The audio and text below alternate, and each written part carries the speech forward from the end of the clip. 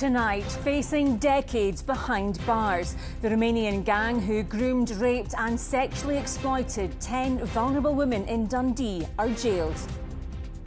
You exacerbated their vulnerabilities and then proceeded to exploit them for your own sexual gratification and whims, and in some cases for financial gain. Also tonight, oil jobs under threat, concern for thousands of Scottish jobs as offshore energy firm Petrofac files for administration. While in sport, the pressure mounts on Aberdeen boss Jimmy Tulleen as they slump to another defeat. I'm Sharon Donaldson and this is the STV News at 6, live from Aberdeen.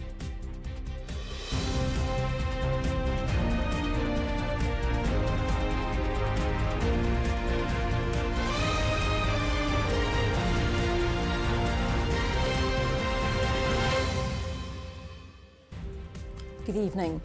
A Romanian grooming gang that preyed on vulnerable women in Dundee, subjecting them to a catalogue of sexual abuse and exploitation, will spend 6 to 8 years behind bars. One woman was raped by 3 of the group, while another was forced into prostitution. Judge Lord Scott praised the women for their courage and bravery. Lynn Rankin reports. They targeted, trafficked and trapped 10 vulnerable women in a life of drugs and desperation. At squalid flats across Dundee, the Romanian gang plied their victims, aged between 16 and 30, with drink and drugs. It was clear that they were trying to groom the females, and there was certainly evidence that one had been moved into prostitution and was being advertised on the website as a prostitute. And I think that would have been the end goal for the others as well, to make the crime group money. And they'd done that through coercion, through grooming, through getting them addicted to Class A drugs. Ringleader Marian Cumpănășoniu, known as Mario, was found guilty of running brothels, raping multiple women and forcing one woman into prostitution, taking a portion of her earnings.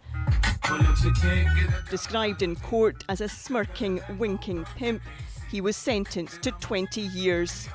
Cristian Urleatanu received 18 years. Remus Stan was jailed for 12 years. Catalan Dobre was handed a 10-year term, while Alexandra Begonia was given 8 years. Judge Lord Scott said that much of the gang deflected, minimised, denied and lied about their offending. He praised the women's courage and bravery that brought the gang to justice. The women were careful, credible and convincing. Your victims are now survivors, albeit no doubt permanently damaged by what you did to them. By offering them an apparently unending supply of mostly free crack cocaine, you exacerbated their vulnerabilities and then proceeded to exploit them for your own sexual gratification and whims, and in some cases for financial gain. After 2 of the gang were arrested at a flat in Lochee, the others fled the country. They were later traced in Belgium and the Czech Republic and extradited back to Scotland. The gang were told they will likely be deported on their release from prison, a decision that will lie with the Home Office. But tonight they're beginning a total of 68 years behind bars, while the women they abused continue to rebuild their lives. Lynn Rankin, STV News. A UK Energy Minister has insisted there's no hammer blow for oil and gas workers after the energy firm Petrofac filed for administration. The company says its North Sea operations, which employ 2,000 people in Scotland, will carry on as normal as administrators are appointed for its parent company. Opposition parties say UK government policies have created uncertainty in the sector, but the government insists Petrofac workers in the North East have been protected. Stephen Brown has more. To say the past few years have been turbulent for Petrofac would frankly be an understatement. It's been attempting to restructure its business for some time after issuing multiple profit warnings. The firm employs around 2,000 people from its base here in Aberdeen, but now it's filed for administration for its parent company. I think what happened is a specific Petrofac issue. This is to do with legacy contracts, issues around debt, issues around shareholders, and the complexity of what goes with it. This is not a read across from the industry. So I think it's particularly around restructuring required of the business. I expect the subsidiary companies will continue as is. They might be owned by somebody else, but the people are hugely skilled. What they're doing is really important to the industry. The company this morning said the North Sea business would continue to trade as normal and said alternative restructuring options were being explored. At its peak back in 2012, Petrofac was valued at around £6 billion. Since then, there's been a series of profit warnings, an investigation by the Serious Fraud Office, and volatile energy prices. That means when its shares were suspended back in May, it was valued at just £20 million. That fraud investigation led to a £77 million fine, but a cancelled contract from the Dutch grid operator last week was the final straw which ultimately led to today's decision. Opposition parties, though, have attempted to blame the UK government's energy policies and taxes for contributing to the announcement. I think it's a shocking announcement. It's an indictment of the current government's policy when it comes to the North Sea, that an energy giant like Petrofac has had to go into administration, notwithstanding the issues that they've had internally as a company, really shows that the hostile environment that's been created by this government and its policies towards oil and gas in particular are having real-world knock-on effects to the extent of thousands of job losses. We remain very hopeful that there will not be an impact on jobs in the North East. I continue to engage very closely with the UK government on these matters, and what we need to see more generally is a stable fiscal regime that protects jobs in the North East. But the UK government says the issues around Petrofac run far deeper than any government decision. Anyone who's been following Petrofac has known that it's been going through restructuring plans for years. Indeed, one of the first things I started doing when I became a minister was to monitor those restructuring plans. Clearly that hasn't succeeded at a global level, but the UK business remains successful. And look, everything we're doing as a government is to give that long-term certainty to the North Sea. It is an industry that is in transition and has been for a long time. There will be relief that for now the North Sea business seems to be operating as normal, but this is a firm which future has been uncertain for some time, and that uncertainty seems set to only grow. Well, Stephen joins us from Aberdeen now. Stephen, the issues with Petrofac have been ongoing for some time. What's the likelihood of finding a possible new buyer? Well, many will certainly hope that that will be the case. At the moment, the operations in the UK and the North Sea carry on as normal. Workers that were working yesterday will continue to work today. Now, there's little doubt that some have used this opportunity to take aim at the UK government's energy policies, and while some firms in the industry have in the last few months partly at least blamed the UK government for some job losses and a reduction in investment in the North Sea, Petrofac have not been one of them. It is a company that has struggled in recent years. It's had that investigation, it's had profits warnings, it's failed in its attempt to restructure and has obviously suspended its shares since May. But it is still a big name within the industry, and it clearly has, or it's hoping at least, it will continue to have a future. But the worry tonight obviously is over those jobs in the future, and the hope is that they can all continue to be safe. Stephen, thank you. A man's died in a light aircraft crash near Kinross. It happened this afternoon at the National Gliding Centre's airfield at Scotland Well. The 81-year-old pilot was pronounced dead at the scene. No one else was hurt in the incident. The Air Accident Investigation Branch has been informed. Eastern Airways has cancelled flights and has stopped accepting new bookings as it faces mounting financial pressure. It's understood the airline could be about to bring in administrators. Well, Oliver Wright is in the newsroom for us. Oliver, what does this mean for passengers? Well, it's believed Eastern Airways has filed a notice of intention to appoint an administrator, giving it 10 days to resolve its financial troubles. Now, the Civil Aviation Authority has confirmed tonight all flights are cancelled, and we understand a number of its aircraft, which should have been operating other flights this afternoon, were repositioned back to its headquarters at Humberside Airport. Passengers who are due to fly tomorrow will be able to take ScotRail and LNER services free of charge. Now, Aberdeen Airport is its other major base. In fact, 3 of its 4 scheduled routes are from here. It operates flights from Aberdeen to Humberside, Teesside and Wick, which it flies under a public service obligation from Highland Council funded by Transport Scotland and the Department for Transport. Its only other route is between London Gatwick and Newquay, another PSO. A contract with Dutch carrier KLM came to an end in the last couple of weeks, where Eastern Airways operated a number of routes on KLM's behalf. The airline's been in the air for 28 years, but there are fears it could follow BMI Regional and Flybe, which have both folded in recent years. The company so far hasn't commented. Sharon. OK, Oliver, thank you. Homelessness organisations are piling pressure on political parties to commit to building thousands of affordable homes. They launched a joint manifesto at their annual conference this morning. The Scottish Government has admitted it won't meet the demand for 15,000 homes every year, but it has committed to more than £1 million in additional funding to tackle homelessness. Our political correspondent Ewan Petrie reports. When he was younger, Shay spent around 6 months rough sleeping before moving to supported accommodation for 2.5 years. He now ensures those with lived experience help shape policies to tackle homelessness. We need a commitment to building more houses on a significant level. We're talking 15,000 more social homes per year over the course of several years. We can't just be doing it in dribs and drabs. I want them to commit to locking in the rights that we have at the moment. I know there is pressure coming from multiple angles that because rights cannot be met in so many areas that we should perhaps start rolling those back. We need to dedicate ourselves to the fact that that is not going to be an option. Those discussions are not even on the table. Charities warn Scotland's housing emergency is a plan gone wrong, driving homelessness and deepening inequality. This isn't a problem that will go away, so we need to tackle it now. It is the right thing to do.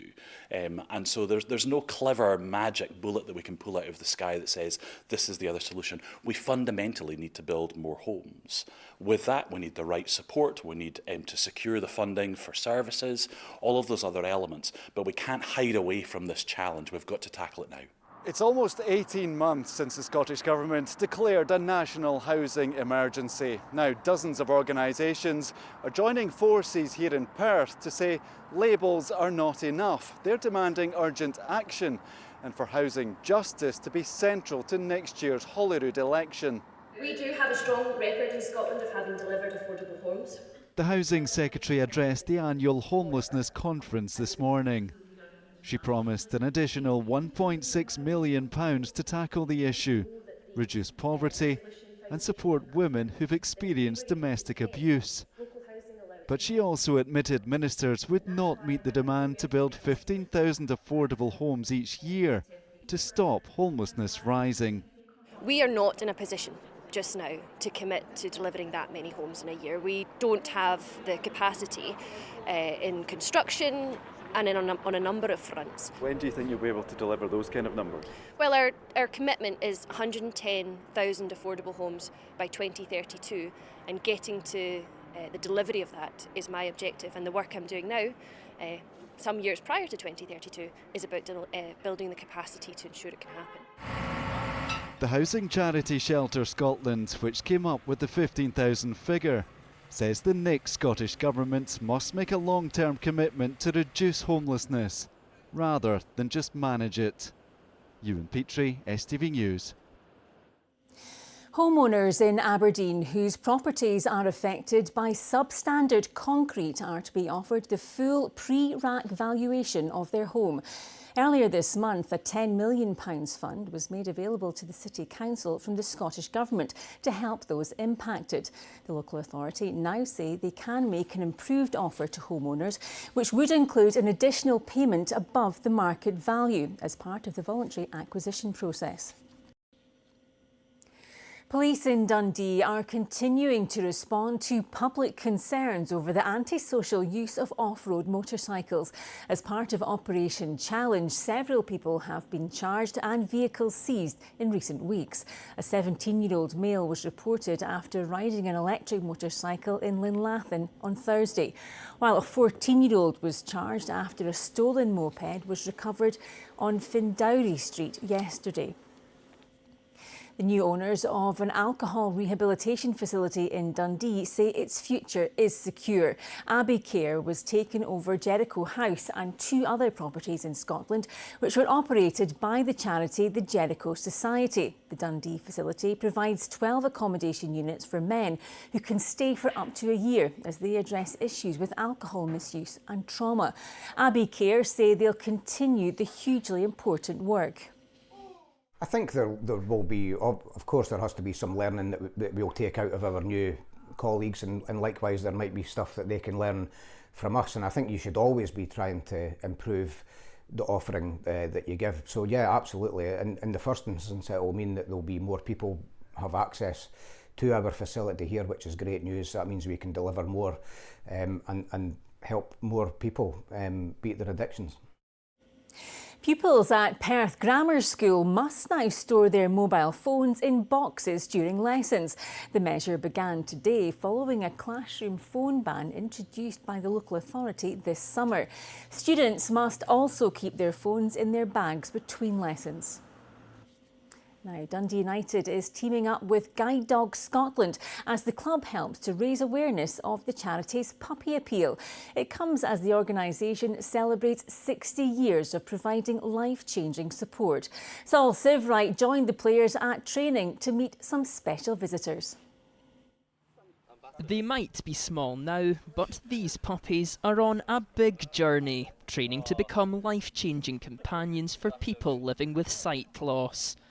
At Dundee United's training ground, players swapped footballs for fur balls, meeting future guide dogs and their handlers as the club backs 60 years of Guide Dogs Scotland.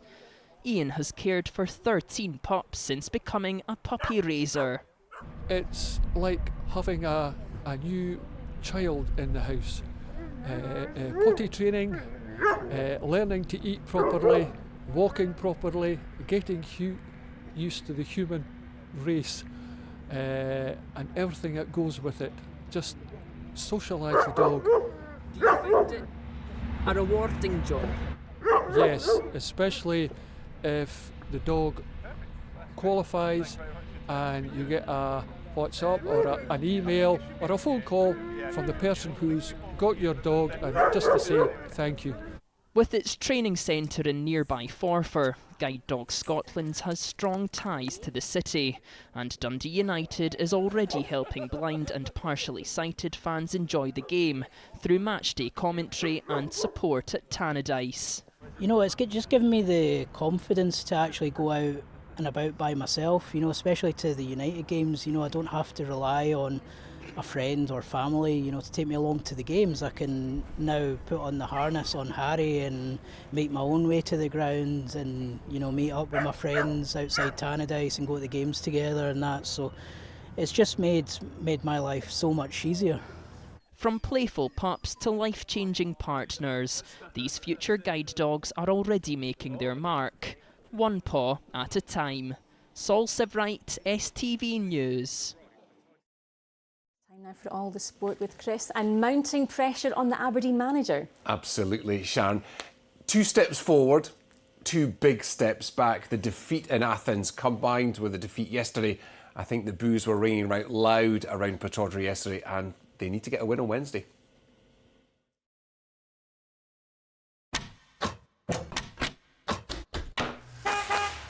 Your window to sport. C.R. Smith sponsors STV Sport. A win is enough. Enough. Aberdeen manager Jimmy Tilleen says he has an excellent relationship with Don's chairman Dave Cormack, but he does admit he needs to start winning more games or he will fall under, in his own words, super hard pressure. Well, the Dons were booed off yet again after a 2-1 loss at home to now third-placed Hibs, and now face a tough trip to Kilmarnock on Wednesday. The boos at full-time were more muted yesterday, but only by dint of the majority of fans clearing off when it became 2-0 to Hibs.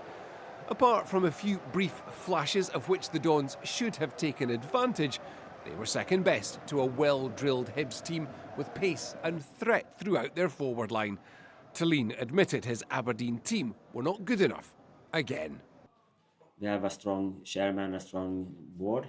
and they always look after the club. My job is a manager, try to get results in the club I'm working for.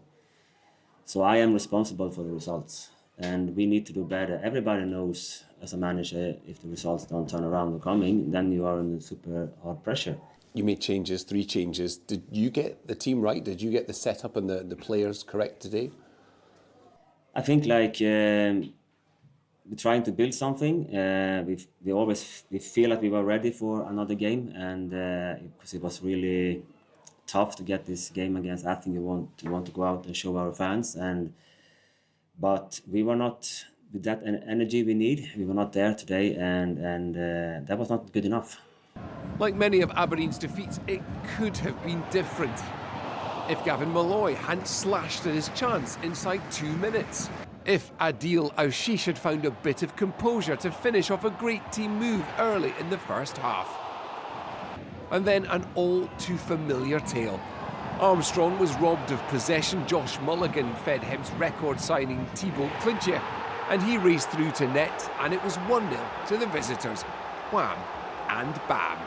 Hibs should have doubled their lead, but a heroic bit of defending in the second half from Mats Knuster and Dimi Mitov might have been a catalyst for a comeback, but it wasn't.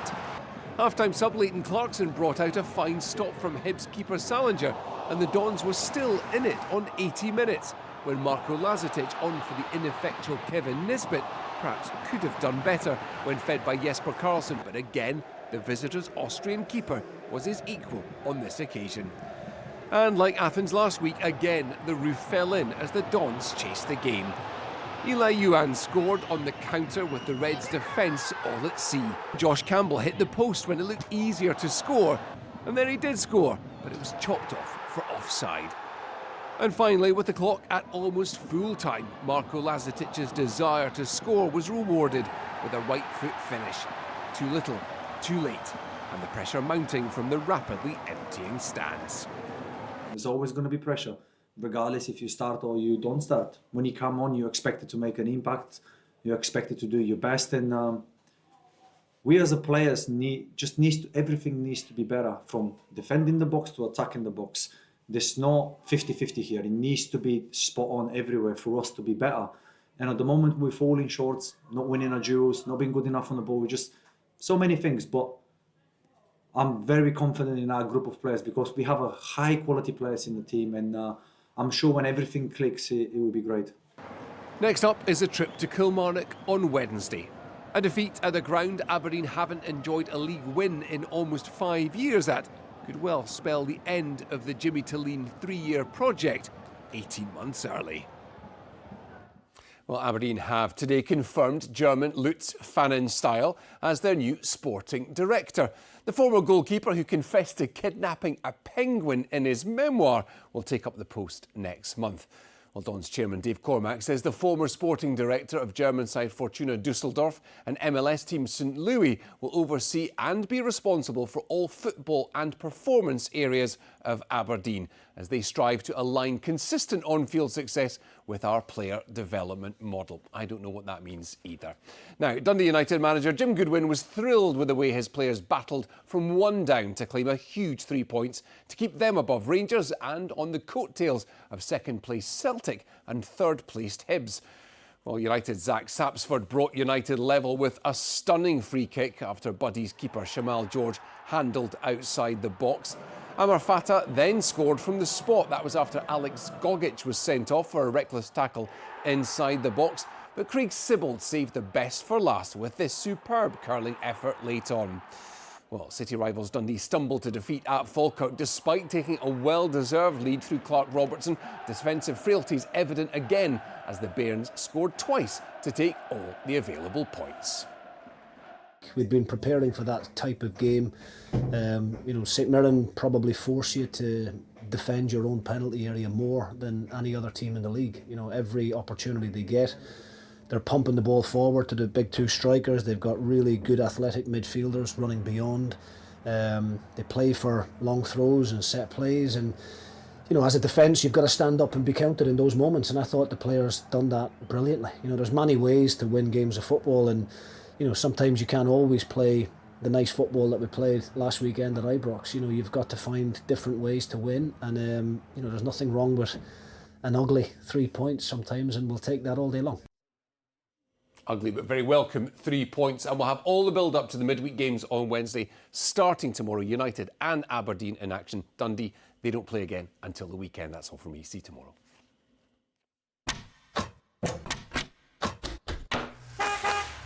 Your window to sport. C.R. Smith sponsors STV Sport. On to the weather now. And Philip, this time of year always gives us such beautiful sunrises, doesn't it? Yes, Sharon. For those up early enough yesterday, despite the clock change, we were offered a spectacular sunrise. And throughout this month, we've seen some lovely sunrises and sunsets. Here are a few of them. On top of all these golden hours, yesterday night also offered a chance of spotting the northern lights. And for the lucky few, like Jamie here, provided quite the spectacle. Tonight, the chance of the aurora is smaller just because of the amount of cloud that's around. The rest of this week is feeling autumnal, but for the wrong reasons. Let's take a closer look at the forecast.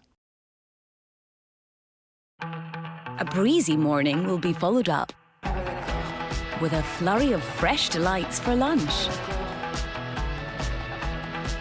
TUI sponsors STV Weather.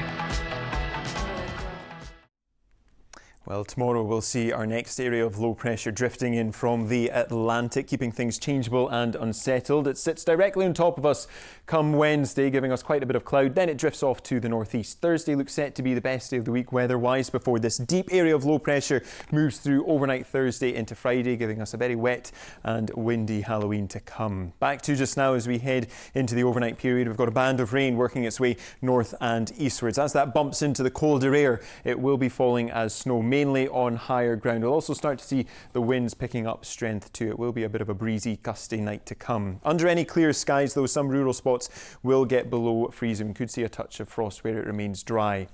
So looking ahead to tomorrow, overall, the winds will start to ease and we'll start to see things turning increasingly drier and brighter. Some dry and bright spells between these isolated scattered showers that remain throughout the course of the afternoon. In terms of sunshine, not as much as what we've seen today, but certainly brighter spells and feeling pleasantly mild in the sunshine. Temperatures reaching highs of around 12 degrees Celsius.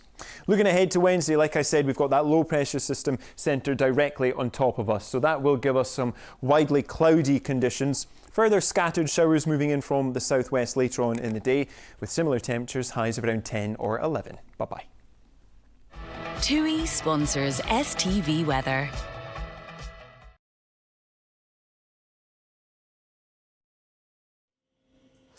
Well, that's all we have time for now. I'll be back with the late bulletin just after 10:30. Until then, from everybody here on the STV News at 16, good night.